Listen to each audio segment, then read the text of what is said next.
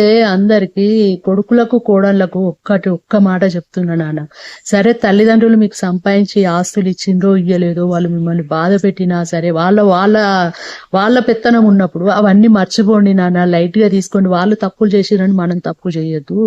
ముఖ్యంగా కోడళ్ళు కొడుకులు, కోడళ్ళకి చెప్తున్నాము.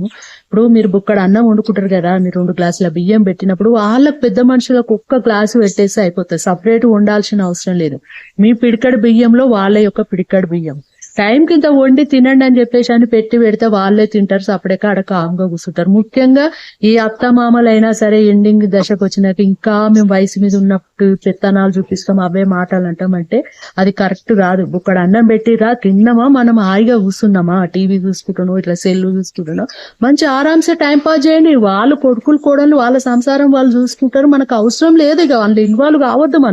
మన బాధ్యత అయిపోయింది అనుకోవాలి. ఇక తిన్నామా, మంచిగా పోయి మన రూమ్ లో వండుకున్నావా, ఇది నేర్చుకోండి చాలా మంది.